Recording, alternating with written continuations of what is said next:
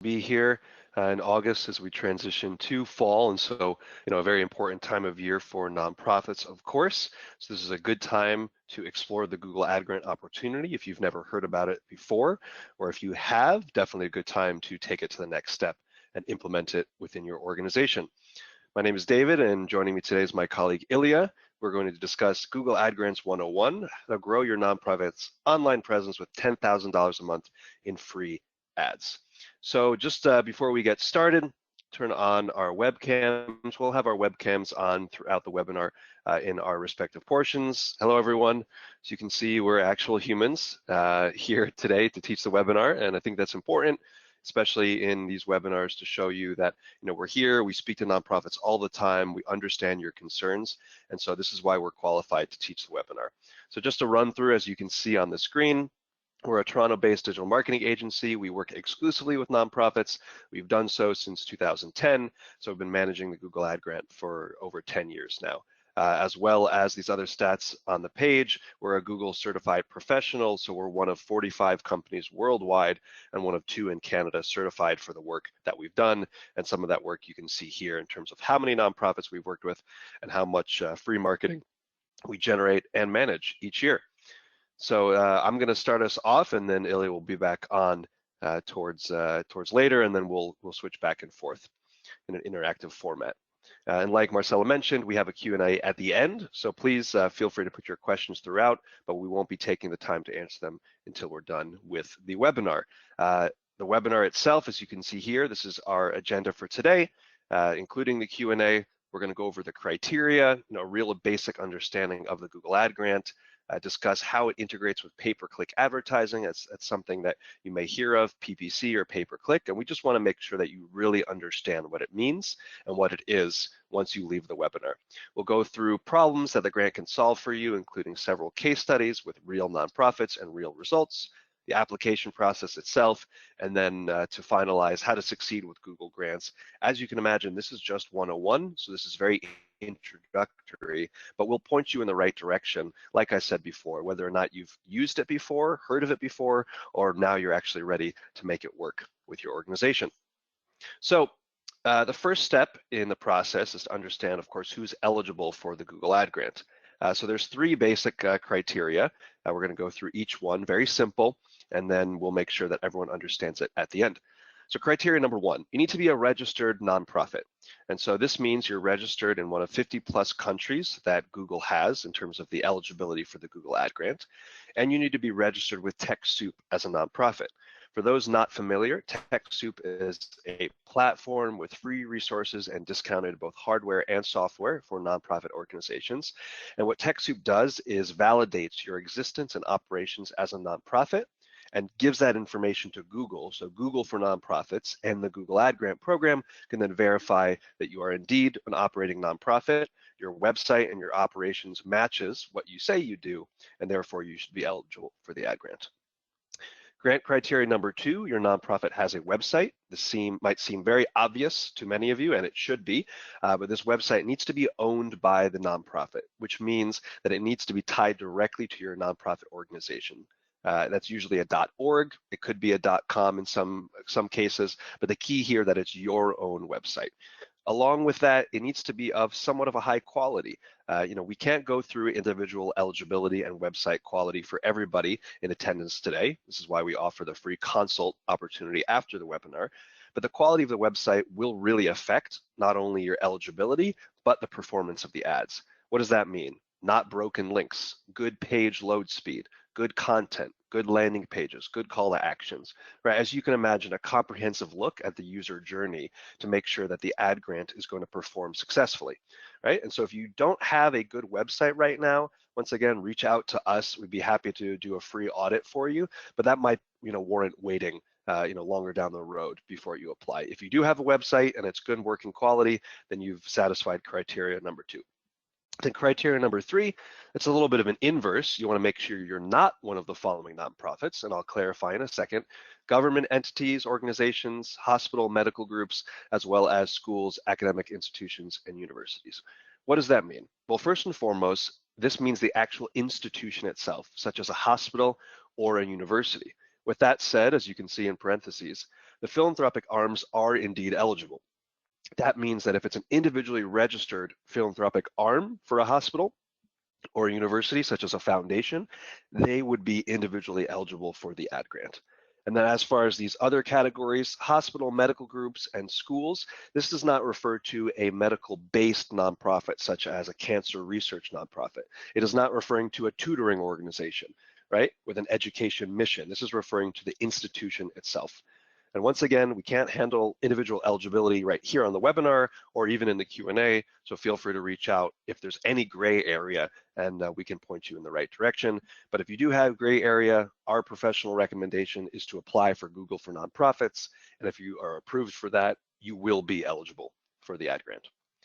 So moving right along, now that we know who's eligible and that the grant is, just to clarify, it is not merit-based. There's not a limited number of grants that Google gives out. So if you satisfy those 3 eligibility criteria, you will be eligible for the grant, hard stop. So what is the Google grant, right? Like I said, some of you, and this is very common in the nonprofit world, it's been on the radar, maybe a little bit over here. Well, it's time to actually really understand what it is so you can communicate the value to the rest of your team. The Google Ad Grant is $10,000 per month in free Google Ads. It is not $10,000 per year, and it is not $10,000 one time. So to reiterate, it's $10,000 per month in free Google Ads. So what does that mean? What does that look like exactly? So let's quantify it a little bit more. So it is not coming in the form of cash or any other form of currency. It is in the form of Google Ads credits only. As illustrated by these poker chips here, you can imagine it 10,000 dollars of credits in month 1, 10,000 in month 2, 10,000 in month 3, no end date in sight, as long as you meet Google's program criteria and compliance on an ongoing basis, which we'll touch upon later in the session, right? And just to clarify also, there is no rollover. So if you spend 8,000 in month 1, the remaining 2,000 do not roll over to month 2. And also there's no penalization for not spending the full amount. That's not the goal of the ad grant. The goal is to use this free budget strategically and creatively to drive traffic and conversions to your website. The goal is not just to spend it just for the sake of spending it. A few other notes here. If you ever spend the maximum amount, your ads will stop running, meaning that if you spend the maximum amount today on a Wednesday, your ads will stop running until tomorrow, right? So any idea that you would be charged extra for Google Ad grants is completely false, right? So I just want to clarify, because many nonprofit organizations have actually expressed that to us and end up not pursuing the ad grant because of misinformation. So to repeat, there is no way that you will be charged by the Google Ad grant program at any time. How does it work? Because the 10K is actually averaged out per day over the course of a month. So $330, give or take, of course. And so if you spend that $330 max on a day, the ads pause, and then the next day they'll keep going. You don't need to do anything else. You don't need to reactivate them manually. It just simply protects your ads from overspending, and therefore you won't be charged. And then number 3, the $10,000 a month cannot be used for anything else other than the ads. So it cannot be used for business expenses, other marketing expenses, hiring an agency to manage the ad grant for you. It can only be used on the ads themselves. So before we go into the next section of pay-per-click advertising, I want to run our first poll of the day. I'm just going to ask, just to clarify that everyone's on the same page, how much is Google Grants worth? We really labor this point because, like I said, nonprofits who don't have the full understanding of it will not be able to communicate the value if they don't understand what the true amount is each and every month.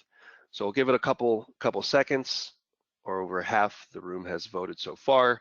Looking good. Let's see if we could break a record. Oh, spoke too soon. So 75%, and then I'll close.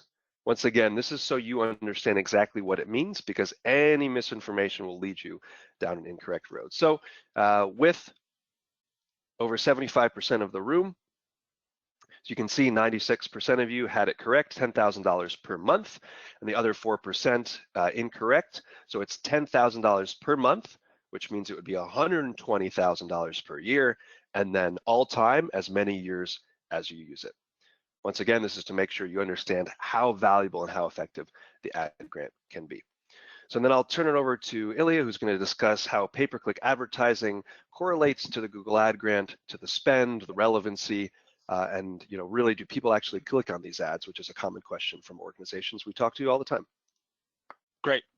Thank you so much, David. So yeah, to really understand the value of the Google Ad Grant, we have to really look into what is pay-per-click advertising. And in this case, we're going to be talking about Google search ads. So, when you go into Google and you search something, sometimes you see advertisements pop up.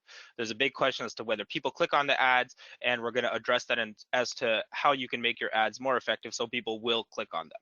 So if we go to the next slide here, what we really want to do is labor the point, much like David did about the 10,000, is that search is really a two-way street, right? Just as an example, I'm going to give you, let's say I want to purchase a basketball, right? So we need to think about what the person is going to do before they actually even type anything into the search bar, right? I want to purchase a basketball, so I will search buy basketball, basketball information, where to buy a basketball, things of that nature. Now that's from my perspective. Now let's think about it from the advertiser's perspective. They start to know that when someone searches those words, they have some sort of intent to purchase a basketball, right? So for the advertiser, it's really important that he puts a relevant ad in front of me. Let's say I was searching for a basketball and I got an advertisement for snow pants, right? That wouldn't really make too much sense. It's bad for everybody. It's bad for me because I was actually looking for a basketball. It's bad for the advertiser because it's extremely unlikely that while searching for a basketball, I will purchase snow pants. And it's bad for Google because their entire business model is about matching people to what it is that they're searching. So it's extremely important, this relevancy piece, right? It's very important to put a relevant ad in front of the person. Otherwise, there's just going to be no action. It wouldn't really make any sense.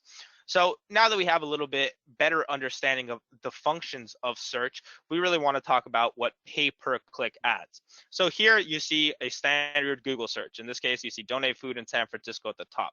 What we really want to point you to is the big differences between the paid ads and the organic listings. So the paid ads actually appear above the organic listings. So the first thing that the user sees when they search something. Now, and below you have the organic listings, aka how Google matches it, again, based on those keywords. Now, the big thing here is that pay-per-click ads are exactly what they sound like. They are pay per click. In this case, the pay actually comes out of that $330 budget that David talked about that is daily for the Google Ad Grant. So it's not a pay per show. What you're actually paying for is to have somebody come to your website. And the way that these ads can trigger is, again, based on relevancy. This is a topic that you'll hear me speak about a lot, and you'll hear David reiterate, and this is because it's extremely important, right? So in this case, if you take a look at the keyword, somebody typed in donate food in San Francisco. Now, if we go back to my previous example, we have to think about what the person thought about before they actually typed in those keywords, right? So the mentality of someone saying donate food in San Francisco, you can make a few different inferences based off of that. They're likely interested in donating food, right? And more specifically in San Francisco. So let's say you were a food bank in San Francisco or a shelter or anything of that nature. What you would want to do is actually show your ad to this person because they are showing the intent to support your organization. The thing here is that they do not know about your specific organization. They are simply searching to donate food. Now, the keyword list on the left-hand side are examples of what might trigger your ad, right? So when someone searches something specific, you want your ad to come up. And that's the entire purpose of the Google Ad Grant, right? Now, that's really only the first step. The next step is after somebody clicks on that ad, right? So pay per click, what you will do is you will lead them to a landing page. Now, you'll hear David talk about this topic a little bit more, but in sum, a landing page is a page on your website where you want somebody to take a very specific action. It's not your home page, right? It's not an about us page. It's a page where you want someone to take action. In this case, if you look at this page, you'll be able to see the donate now button. Help us fight hunger during COVID-19, right? Really pressing topic, of course. A lot of support has been given by the community during COVID-19, but let's say you search donate food in San Francisco and you clicked on that ad. When you get to this page, it's very, very clear what you want the person to do. So what we really like to do is think about things as a little bit of a journey, right? From the thought process to the word that they typed in, to the ad that they see, to clicking it, to then getting to the landing page. And most importantly, I know David talked about Sven, is taking some sort of action. Right? At the end of the day, the $10,000 is simply a tool to get people to take action on your website, right? So now we have a little bit of better understanding of what pay-per-click ads are. Please advance to the next page. Now, do people actually click on pay-per-click ads? The thing is that a lot of people have this interpretation of advertising as invasive, but this is exactly why I love search advertising, because what it is directly relevant to what you searched. Another way to put it would be that you are putting your ads in front of people who already want your products and services, but don't know about you. That's really the way to think about it. It's people who are already searching. There's no point of putting an ad about a food bank in front of, let's say, someone who's searching about theaters in the area, right? And just from a statistics perspective, there is over 300 million clicks per day.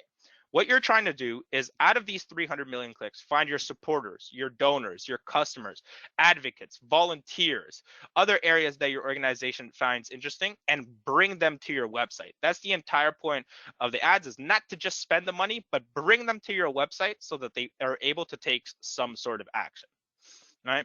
So now that we understand a little bit about the mechanics, what we want to go through is the kinds of problems that the Google Ad Grant can solve, and then run you through some case studies. We're speaking a lot about in theory, but what we want to do is show you in practice how it actually works and what the results of that is. So on the next slide here, you will be able to see the kinds of problems that the Ad Grant can solve. So we're just going to go over a little bit of an overview, and then we're going to take a little poll about what is most important to you.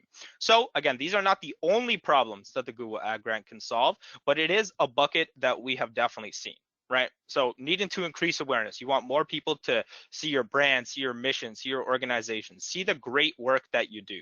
Google Ad Grant is phenomenal for that. Improving event attendance, whether that's in person or a webinar such as this, Zoom, whatever it may be, that is another phenomenal way to use the Ad Grant. Selling more of your product or service, if that's what your nonprofit does, it's again a great tool because you'll be able to directly match it, get more donations. And something that we've seen a lot more is growing your email list, because then you can market to these people and they can be converted into active users within your organization, right?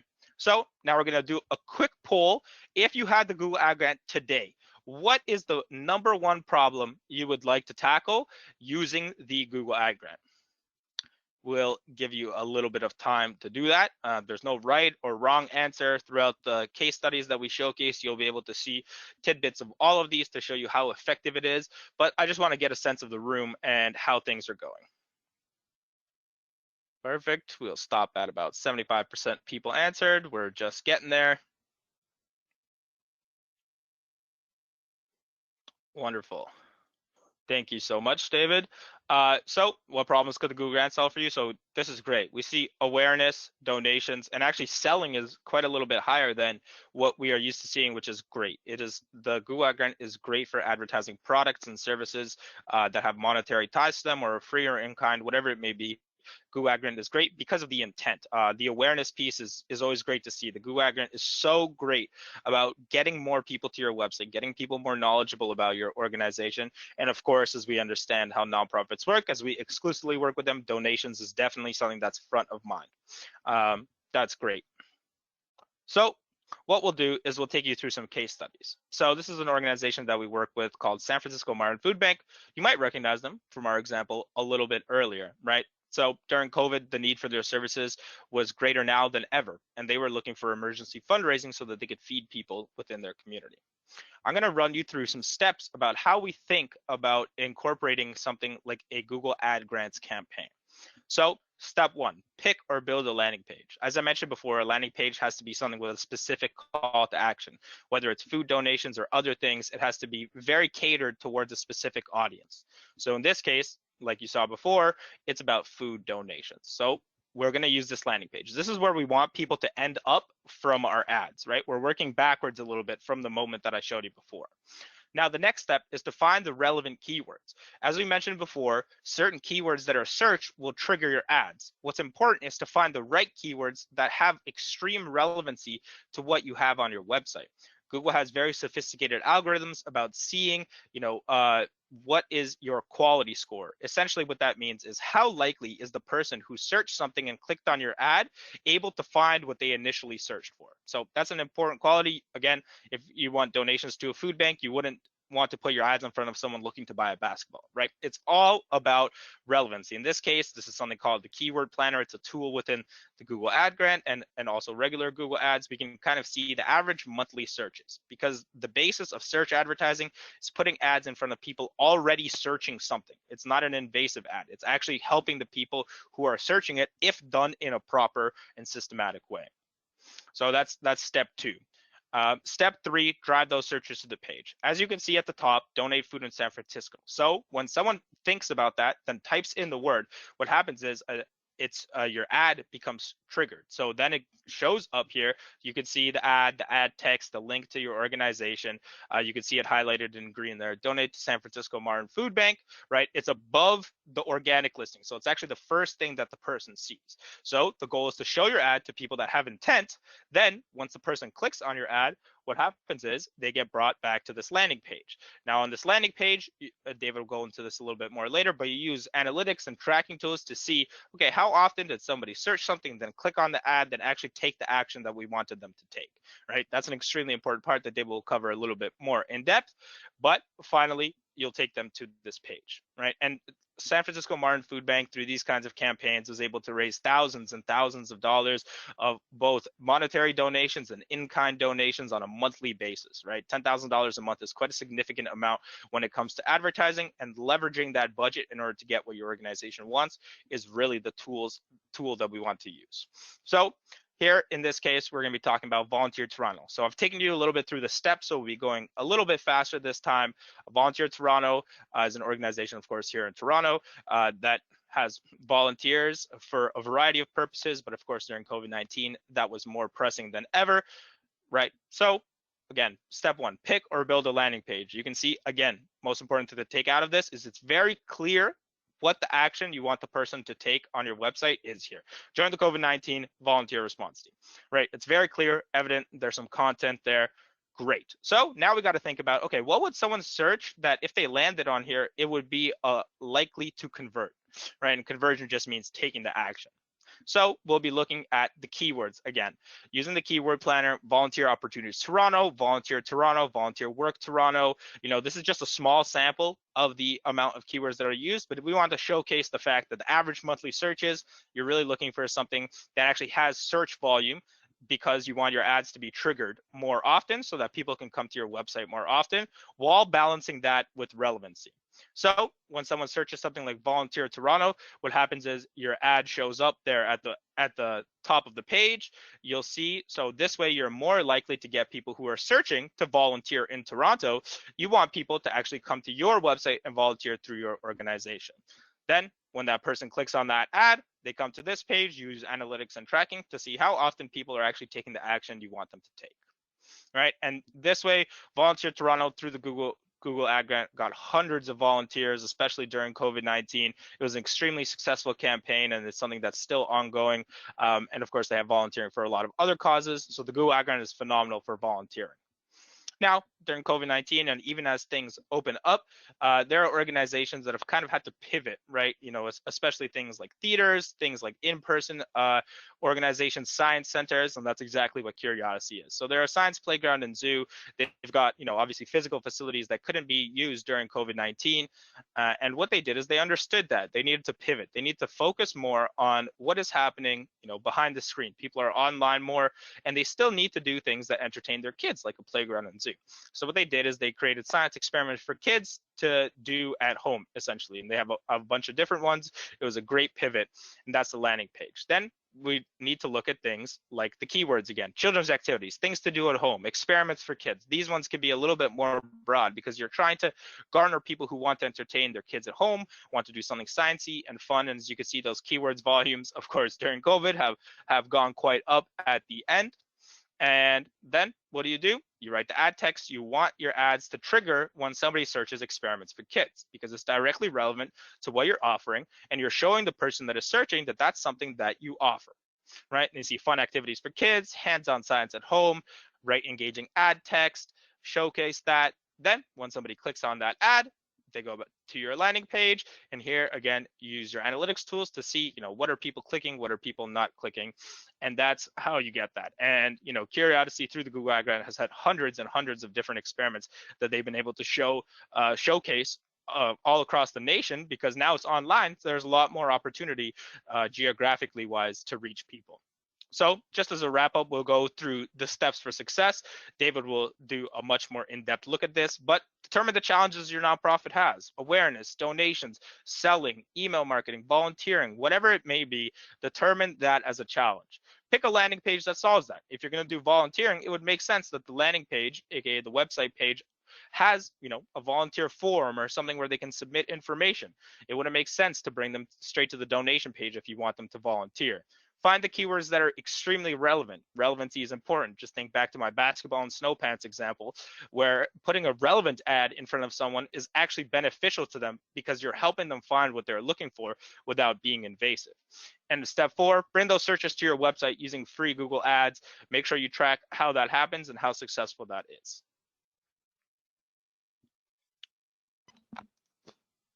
Perfect. And I'll hand it off to David here, who will go a little bit more in depth about the application process and steps for success.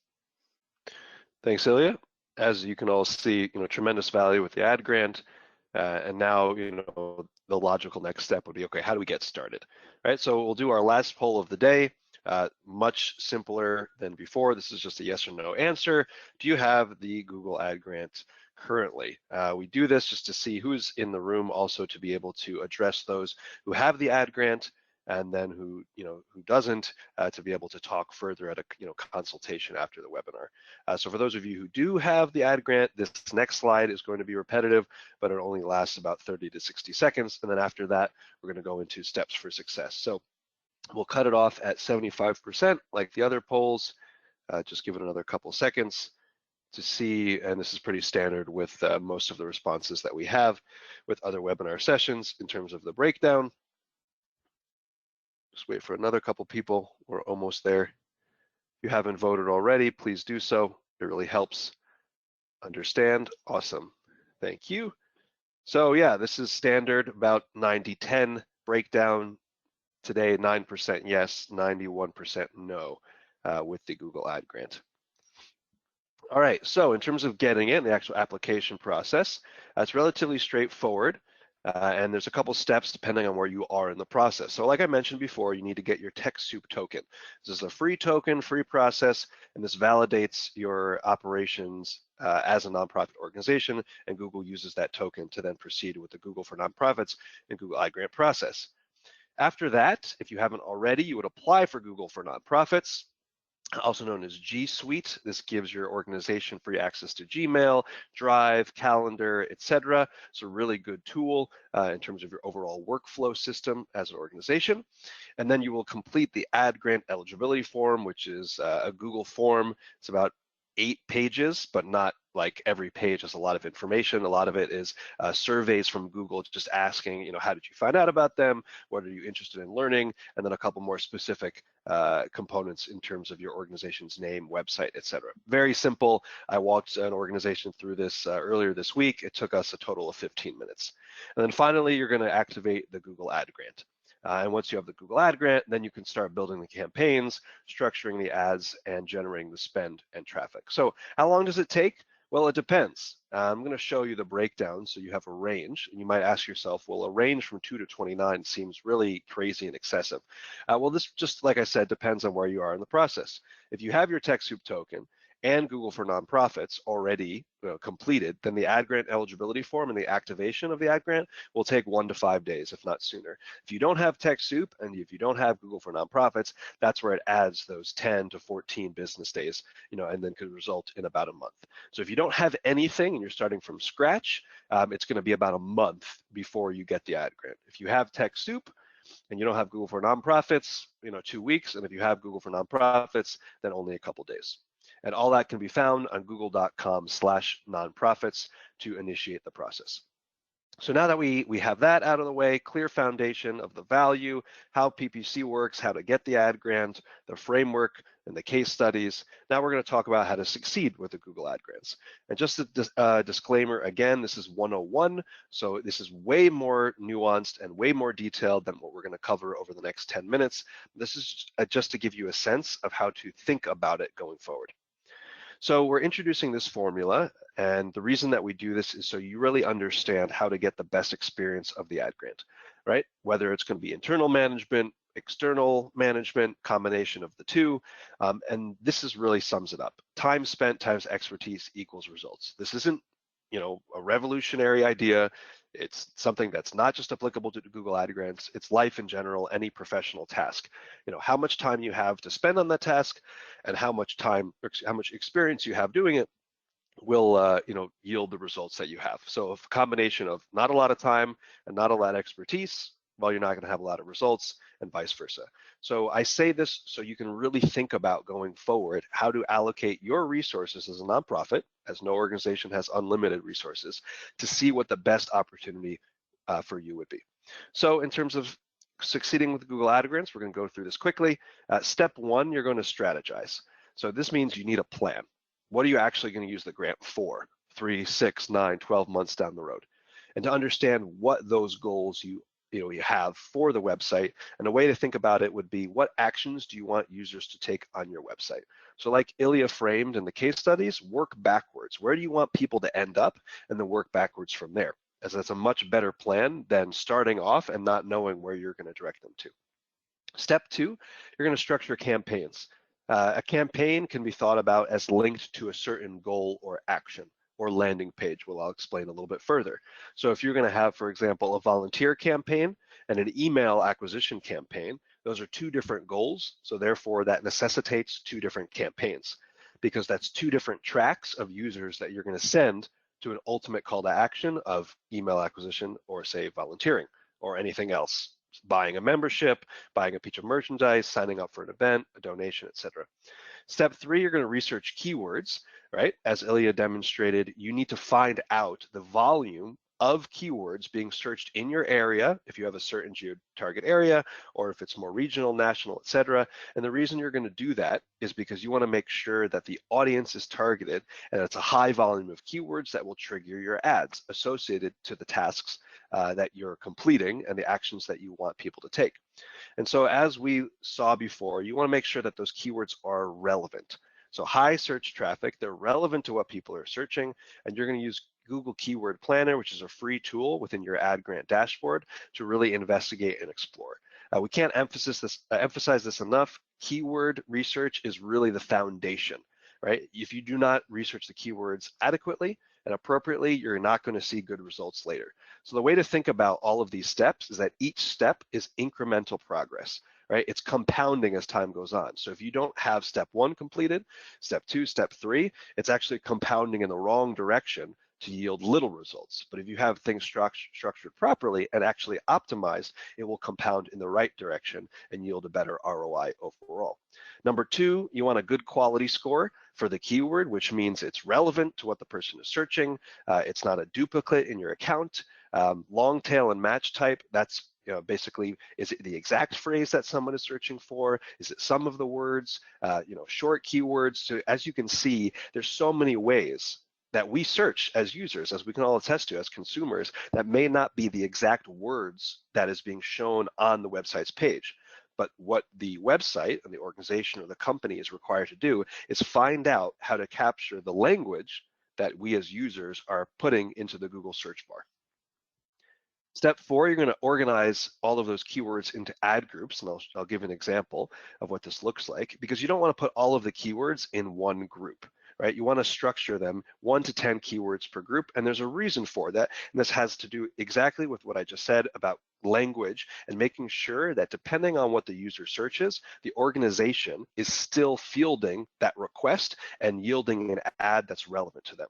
So here's the example. So if you just had everything in one ad group, as you can see here, donation box, donate furniture, what to do with used clothing, well, the ad that's being shown, find local donation boxes, use our free locator tool, yourwebsite.org, well, that addresses the keyword for donation box, but it doesn't really address the keyword for donate furniture or what to do with used clothing, even though those are allowed and actually fostered by this donation box and by this website. So here, if someone searches donate furniture, even though if they clicked on that ad and clicked on the website, they could get to their destination that would relieve that pain point, which is they want to donate furniture, the ad isn't showing that. So the ad is not relevant to them, and therefore they'll probably not click on that. On the contrary, if you break them out into 3 different ad groups, or how many you need, you can see that now donation box has ad text that is relevant to the donation box keyword.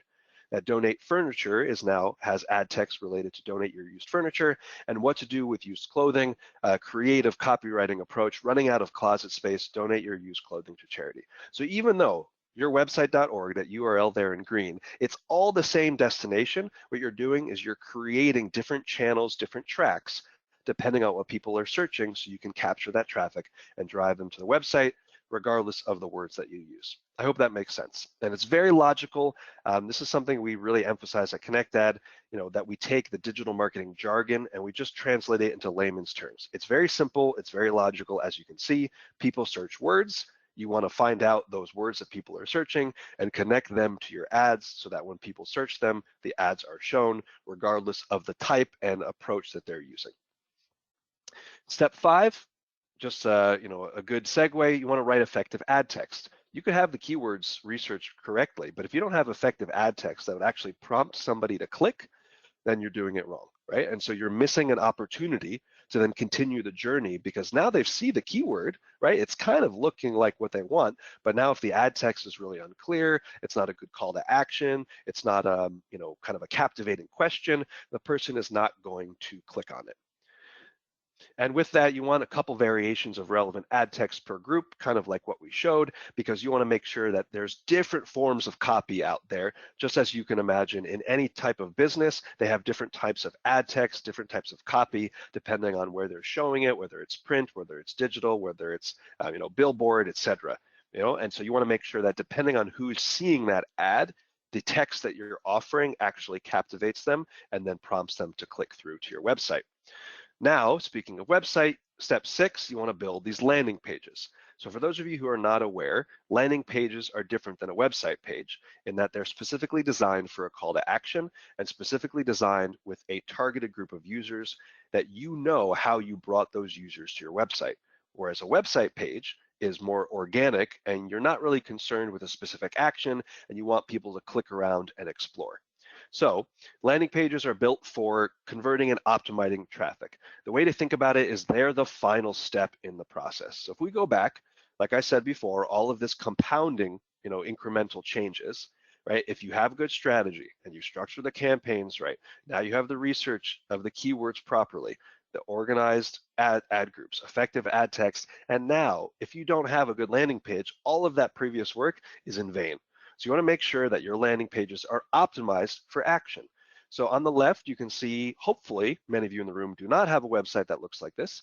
For some reason in the nonprofit world, it's very common to have a giant photo with no information and no text nor call to action, and it's actually in the way of the user journey and causes friction. And so that is not optimized on the left. On the right, it's optimized. And I think all of us can attest that we're naturally more drawn to something that is ordered, it's clear, it gives us clear instruction and a clear button or two to take action. And that optimized landing page converted in 3 times more donations. So as you can see, these changes, right, it's totally worth the allocation of resources if you're going to use the Google Ad Grant successfully. If you have a bad website with not good landing pages and not good call to actions, then you're going to need to improve that, whether it's before the ad grant is initiated or as time goes on. Otherwise, you're not going to be seeing the results that you could expect by optimizing each level of the customer journey. And then 7, very important because this is the kind of culmination of the cycle before you start it again, whether it's the same campaign or a new campaign. You want to monitor these results and optimize. This is for 2 reasons. You want to maintain program standards, like I mentioned. In order to keep the ad grant active, you need to meet Google's criteria each and every month. This is a combination of click-through rate, quality score, and other factors that we can go into more detail during the Q&A and an individual consult. And then another reason why it's very important to monitor, like Ilia mentioned, you want to make sure that you understand the behavior of the users on your website. And this is through Google Analytics, conversion tracking, and Tag Manager. If you don't have these pieces installed, you're not able to actually make informed decision based on the data in your website of how people are interacting with the ads and taking action.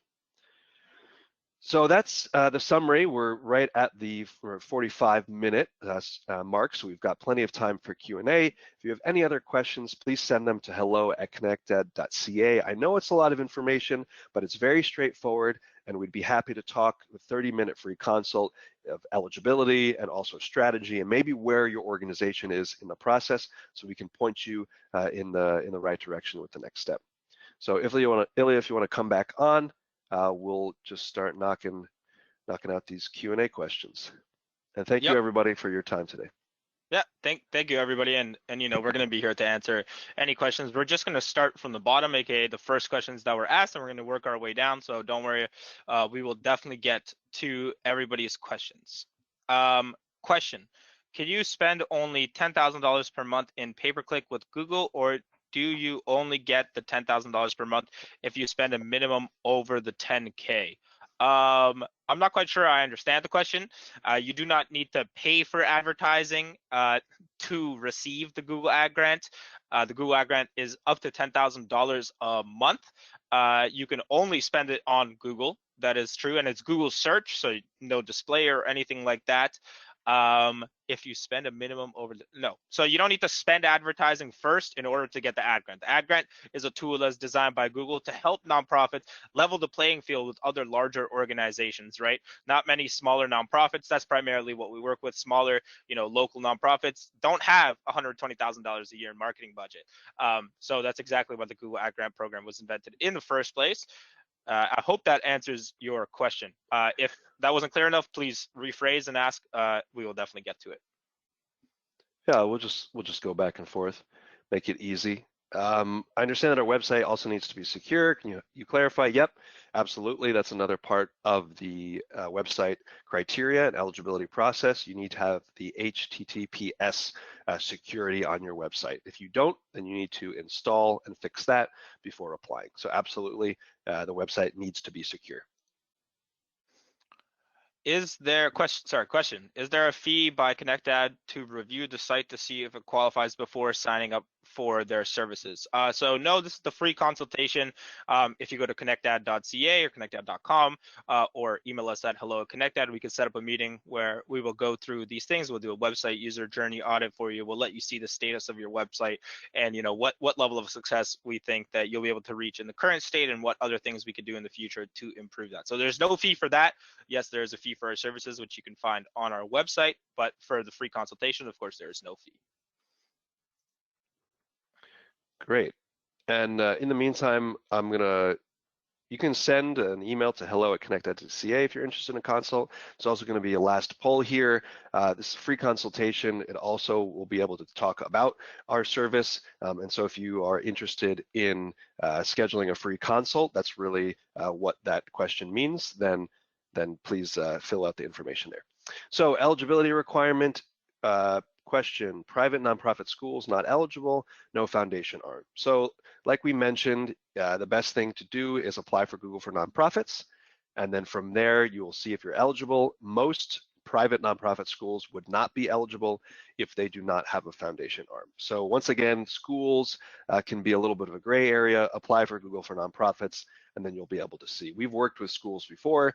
Some actually were eligible for the ad grant and others were not, and so we did regular paid ads with them. Cool. Yeah, we'll just leave this up in case you want us to reach out to you. Question: our NPO shares a website with the government agency it supports. Would the NPO need a completely separate website to be eligible for the Google Ad Grant? Oof. Okay, this is an interesting question. I can't say that we've run into this before. It really comes down to the ownership of the website. If the government agency that you support owns the website, like I'm talking about the domain and the hosting and all of that stuff, then you would need a separate website. If a nonprofit organization owns it, I'm pretty sure that it will be okay. As a safer bet, of course, a separate website would be better. But again, if the ownership lands on the nonprofit, then it should be completely fine. Yeah, it should be fine. This is one Yeah, of those apply for Google for nonprofits. You'll be able to see. You know, I don't think it would be an issue, but it really yeah, depends on the operations and why it actually shares the website with the government agency it supports. Meaning, is the website more about the government agency, or is the website more about the nonprofit and how to get involved and take action? I think that yeah. would be probably what TechSoup and Google is looking for. Next up, how exactly is the keyword logic linked to specific ads? Is it derived from individual words chosen or words chosen in tandem with each other? So that is part of the keyword research. You can do long tail or match type or short tail keywords. And so how does it work? Well, like we mentioned, you're going to have these campaign structures. If you think of like the big bucket, and then the subcategory would be the ad groups. Right, and then in those ad groups, you have the specific keywords, right? So depending on the ads that you want to run, let's say you want to run ads for a volunteer drive, well, then you're going to have more volunteer specific keywords in that specific campaign, right? So then if you have, say, an event campaign, you're not going to have volunteer keywords in the event bucket, right? So it is from individual words chosen and in tandem with each other, depending on how you want to approach it and what research you find in the keyword planner to see actually what is the volume of the keywords. And this is why there's experimentation involved and why Google provides suggestions as well, that maybe it's not this word, maybe it's these three, maybe it's this order. And that's really up to you to do the keyword research or if you're working with an agency. Great. Next question. I see this question. The asker has left, but in case other people have a question, what if you don't want to use Google Suite for your nonprofit? That's fine. You don't have to use the Google Suite. Just gives you access to like Drive, Google Meet, of course, Gmail, all of that kind of stuff. But you don't have to use it. Plenty of organizations like still use Outlook or whatever other mail service you want. You're not forced to use it by any means. It's simply a precursor to be able to use the Google Ad Grant. So the use of it is not essential, but having to have the Google for Nonprofit status is in order to get the Google Ad Grant. That's how it is, exactly. Is there a limit to how many ad groups we can have? No, no limit to how many ad groups you can have. I mean, this is just based on proper structure, proper keyword structure, and so it's just going to based on how you're approaching it. But there's no limit at any time of how many campaigns, how many ads, how many ad groups. Just a note on that: it is quality, not quantity. So you're going to want to be specific and strategic about it, not just like throwing a bunch of keywords in the in your account just to generate spend. The whole point here is conversions, not just spend, and quality over quantity. So no limit, but be mindful that maybe sometimes less is more depending on the campaign. Great. Next question. Can I advertise a website page if I just want to build awareness of my content? Yes, of course. Content is great, especially if let's say you have blogs or news posts, stories about your organization. Those things perform exceptionally well within the Google Ad Grant just based off the amount of keywords that you can use to attract it, right? We always say blogs are good because it's like adjacent content to what your organization does. Let's say you're an organization that handles health causes, your blog can cover health causes and other things.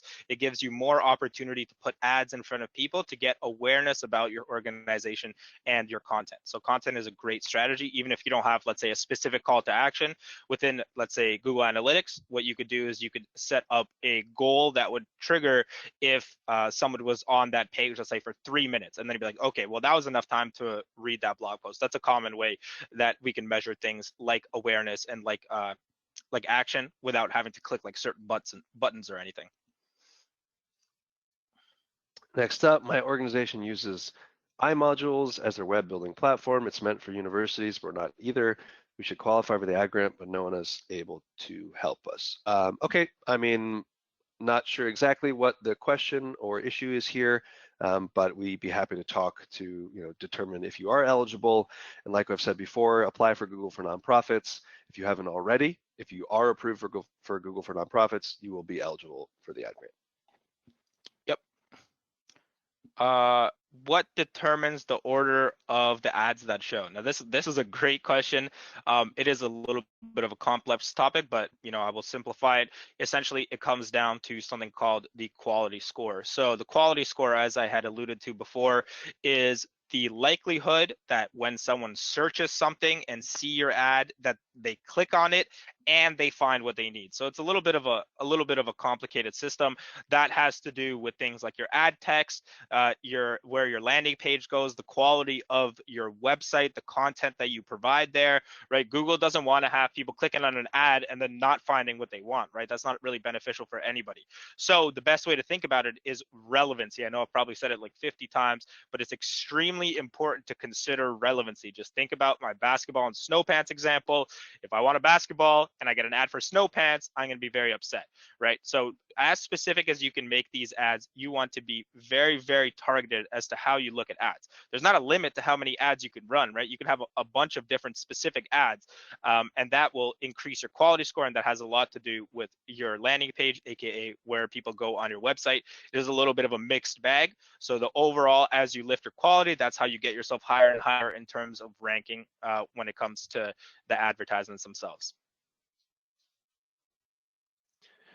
How do we sign up for a free consultation? You can simply send an email to that email address on the screen, or complete the poll or the survey from Charity How To, and we will be in touch. I'll take the next one too. Can you have multiple campaigns running at the same time? Yes.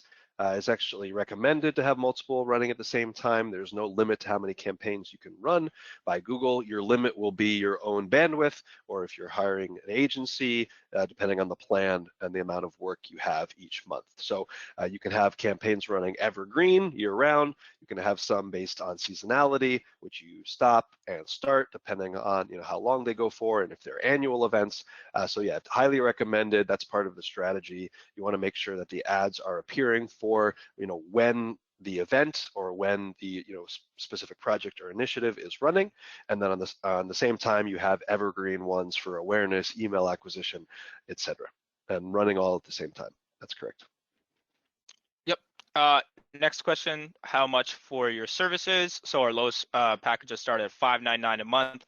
You can find out more information on our website if you just go to the pricing page. We'd be more than happy to talk about in-depth pricing and what's right for every organization on, like I said, a free consult where we'll take you through your website audit and give you other insights. That's where we can share more information about how things are structured, as we want to be more informational here. If that's something you're interested in, please reach out to us. We're more than happy to talk about that. Yep. I could take the next one too, David. Yeah. I applied for Google for Nonprofits, and at the time my website was not active, so I had to send documents to verify now. I have Google Workspaces activated and do not see that we had the grant info. Where do I go from here, or does that mean I have not been approved? So really the easiest way to do that would be to go to google.com/nonprofits, sign in on the top right-hand corner. If you have been approved for the Google Workspace, Google for Nonprofit, what you'll see is like a little dashboard. On the dashboard, you'll have a bunch of different products from Google, such as Google Workspaces that has the Gmail and the Drive and all that stuff. And below that, you'll see the Google Ad Grant, which will either have status approved or disapproved or whatever it may be. That's where you can do that. But in general, if you have Google for Nonprofits, the reason it would be disapproved is something to do with the application itself. So trying that again, reaching out to Google support, that's probably the best course of action for you. Yeah, you can just go to google.com/nonprofits, sign in with the admin email, which will be your organization email, and it's very straightforward to see where it's located. Is the keyword research included with the grant? So I'll answer this two ways because I'm not sure exactly what you're referring to. So yes, if you have the ad grant, you have access to the keyword planner tool for free. And of course, it's included within the grant because there's no way to build campaigns based on keywords if you don't have access to that. There are also third-party tools that can be recommended depending on if you want to use alternate sources for keyword research. We recommend using a little bit of both, but for starters, definitely the keyword planner itself. And then with our services and with most agencies, the keyword research is included as that's a vital part of the expertise. Great. Next question. Do some orgs create multiple campaigns within a $330 a day budget, or some orgs spend $330 just on one campaign? So again, it really depends on your organization. You know, generally organizations, let's say that are worldwide or that are like nationwide in the United States, tend to be able to spend higher just simply based on the volume of keywords, and depends about things like brand awareness, their topic areas. There are certain areas that work better in search. We have a lot of success in things like, theaters, museums, a lot of success in environmental industries, anything to do with that kind of that topic area that performs really well. It really is a case by case basis.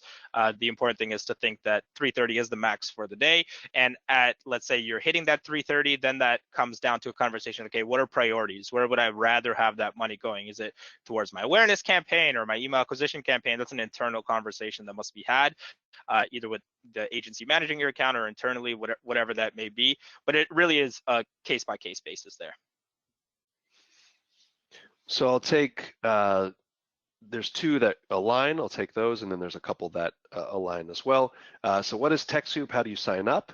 And if you qualify for Google for Nonprofits, can you also qualify for the Google Ad Grant? So just to be clear, as we mentioned and is located in the slides, TechSoup is a platform resource for nonprofit organizations.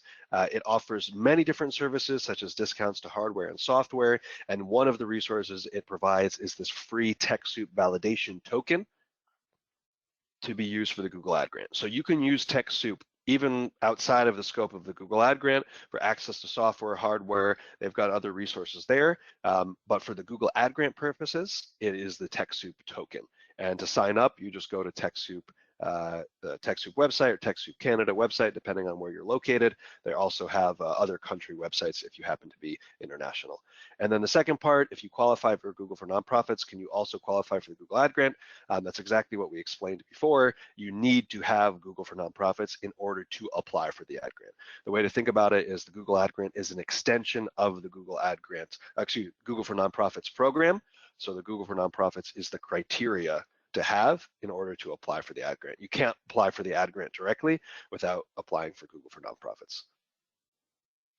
Great. The next question here is general idea of criteria requirement to maintain the grant. So there's a few like numerical things such as, your click-through rate must be at a certain area, your quality score for your campaigns must be at a certain score. So there's that portion. Then of course there's the compliance portion where, advertising, any kind of illicit substances, anything that's not allowed, like malicious software. That Google has a bunch of different, things that you obviously cannot advertise through their platforms. So primarily those are the things that you're looking at alongside the numerical parts as well. And I could take this next one too, David. Can you have different landing pages for different ads? Yes, of course. It's very recommended in the example I spoke about before. If you want to get volunteers, if someone clicks on a volunteering ad, it doesn't really make sense to take them to like an email newsletter ad or a general awareness ad or landing page. Sorry about that. So yes, different landing pages for different campaigns. AKA the way to think about it is the end goal, right? If end goal is volunteering, that creates a certain structure, certain keywords, certain ad text. If the goal is, let's say, email signups, it's completely different. It's awareness based. So think about it like that, working backwards from what the end goal is. Awesome. Well, that's all the questions. We're going to wrap it up there. Thanks again for everyone participating today and sticking around for Q&A. And then really the free console is an extension of the Q&A, but now just handled on an individual organizational level. Like we mentioned, to go through a website audit, to discuss your options and really point you in a consulting-based way what your best next steps would be and how to get the best experience out of the Google Ad Grant. So for ConnectAd, David, this is Ilia. Thanks everyone. Thanks to Marcel and Charity How To, and we hope you have a good rest of the day. Thank you so much, everybody. Bye-bye. Thanks, everyone. Have a wonderful rest of your day. Please stay safe and healthy, and we hope to see you soon again on another charity how-to webinar. Goodbye.